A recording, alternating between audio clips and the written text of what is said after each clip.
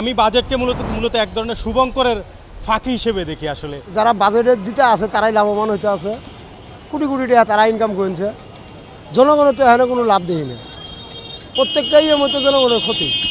দম যায় আর আয়। আর যদি বাজেটে যদি আরও মনে করেন জিনিস বাড়িয়ে যায় তাহলে তো আরও মনে করেন অবস্থা খারাপ হয়ে যাবে। বাজেটে তো অনেক কিছুই বাড়ে, আবার অনেক কিছু কমে, কিন্তু বাজেট ছাড়াও যে বাড়ে সেটা তো আপনারা জানেন। সবচেয়ে আমাদের খাবার জিনিসের দাম কমাতে হবে, অন্য জিনিস তো আমরা চাই না। ওয়ালটন ফ্রিজ কিনে অনেকের মতো আপনিও হয়ে যেতে পারেন মিলেনিয়াল। সেরা পণ্যের সেরা অফার। প্রায় প্রতি বছরই বাজেট হয় সংসদে। আসলে কাগজে কলমে আমরা বেশ বড় একটি অঙ্ক আমরা দেখতে পাই, কিন্তু বাস্তবতা একেবারেই ভিন্ন। যদিও বাজেট হয় জনগণের জন্য, কিন্তু সেটি আসলে জনগণের কাছে কতটুকু পৌঁছায় সেই প্রশ্ন আসলে থেকেই যায়। কারণ আমি বাজেটকে মূলত এক ধরনের শুভঙ্করের ফাঁকি হিসেবে দেখি। আসলে যেটি কাগজে কলমে এত বাজেট, শিক্ষা খাত, চিকিৎসা খাত, আপনার গবেষণা খাত, কিন্তু আলটিমেটলি আসলে জনগণের প্রত্যাশা কতটুকু এই বাজেট পূরণ করতে পারতেছে সেই ব্যাপারে আসলে আমরা অনেকটাই সন্দিহান। অবশ্যই জনগণের কল্যাণমুখী বাজেট চাচ্ছি, যেটি জনগণের প্রত্যাশা পূরণে সার্থক হবে। আমি আসলে বাজেটের কথা বলতে চাই না, বাজেটে তো অনেক কিছুই বাড়ে, আবার অনেক কিছু কমে, কিন্তু বাজেট ছাড়াও যে বাড়ে সেটা তো আপনারা জানেন। এখন দ্রব্যমূল্য বাড়ার ক্ষেত্রে বাজেটের ভূমিকা আমি খুব একটা মুখ্য বলে মনে করি না, কারণ প্রতিনিয়তই বাড়াচ্ছে, সব কিছুর মূল্যই বাড়াচ্ছে। সেটা তো আমি বলতে পারবো না কোনো সিন্ডিকেট কাজ করে কি না, তবে আমরা যারা বাস্তব অভিজ্ঞতা থেকে যেটুকু আমরা বুঝতে পারি যে বাজেটের উপর কোনো প্রভাব আমি মনে করি না আসলে, কারণ অহরহই বাড়তেছে।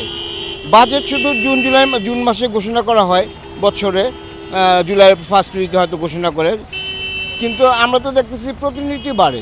আমরা চাই আমরা সাধারণ মানুষ সব পণ্যের দাম কমানোর জন্য, যত কম হবে তাহলে সে ক্ষমতা আরও থাকতে পারবে, বৃদ্ধি পাবে। যত কম হবে কি ভাববো, ওনারা তো আমাদের চেয়ে ভালো বুঝে যে আমাদের ন্যায্য মূল্য এগুলো কম দাম করলে উনি সরকার ভালো থাকতে পারবে, আর যদি আমাদের এইসব কম দাম না হয় উনি তো ভালো থাকতে পারবে না। মনে করেন সবচেয়ে আমাদের খাবার জিনিসের দাম কমাতে হবে, অন্য জিনিস তো আমরা চাই না, আমরা শুধু খাবার জিনিসের চাচ্ছি।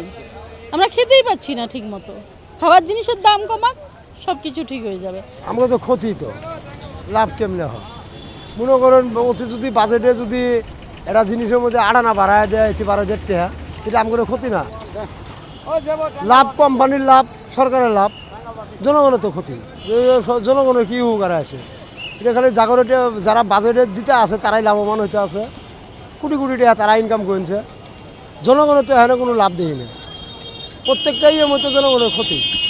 যেটাই বাড়ে, একটা যদি বাড়ে তো ওইটা একটু কমায় দিয়ে আর 4টা দিয়ে বাড়ায়। যত কিছুই করেন সব জিনিসপাতির দামই বাড়তি। বাজেট আমি যতটুকু শুনেছি আর কি, যেটা হতে যাচ্ছে, আর সেক্ষেত্রে আমরা যারা মধ্য আয়ের ব্যক্তি রয়েছি তাদের ক্ষেত্রে যেমন আয়করের ব্যাপারটা, আমাদের যেভাবে আমরা ট্যাক্স দিই, শুনেছি নাকি ট্যাক্স আরও বাড়বে।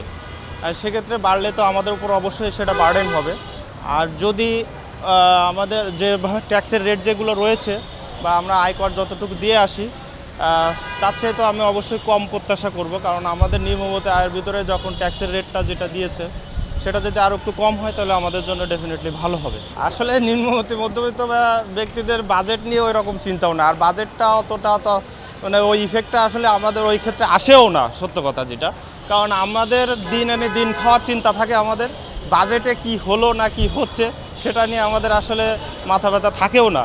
আসলে এখন বর্তমানে যে বাজেট চলে, ঠিক আছে, এইটা আমাদের দম যায় আর আয়। ঠিক আছে, আর বর্তমানে যে দিনকাল মনে করেন 1,500 টাকা বাজারে নিয়ে গেলে কিছু ব্যাগ পরিয়ে যে কিছু নিমো এরকম কোনো ক্যাপাসিটি নাই। আর সামনে যদি আরও বাজেট বাড়ে, আরও জিনিসের দাম বাড়ে, আমাদের মতন গরিব সিএনজিওয়ালা, রিক্সাওয়ালা, অটোওয়ালা, যারা মোটরসাইকেল যারা চালায় পাঠাও, ঠিক আছে, এক অবস্থা অনেক খারাপ হয়ে যাবে। নর্মাল ফ্যামিলি যারা, এদের অবস্থা অনেক খারাপ হয়ে যাবে। না, বাজেটের কোনো লাভ হবে না। আমাদের মনে করেন এখন বর্তমানে যে দিনকাল, এখন যে জিনিসের দাম বাড়তি, মনে করেন 500 টাকা 1,000 টাকা বাজার লয়ে গেলে কিছুই কেনা যায় না। ঠিক আছে, আমি মনে করেন 1 কেজি চিংড়ি মাছ কিনতে গেলে 800-900 টাকা চিংড়ি মাছ লাগে। তাহলে আমি চাউলটা কিনবো কমিয়ে দিয়ে আর কয় টাকা ইনকাম আমার? না, এই বাজেটে আমি অখুশি। এই বাজেটে মনে করেন বর্তমানে যে দিনকাল, ঠিক আছে, লাভ হবে না, ঠিক আছে, কিছু লাভ হবে না। এখন আমাদের যে দিনে, ঠিক আছে, এখন আমাদের দম যায় আর আয়। আর যদি বাজেটে যদি আরও মনে করেন জিনিস বাড়িয়ে যায় তাহলে তো আরও মনে করেন অবস্থা খারাপ হয়ে যাবে।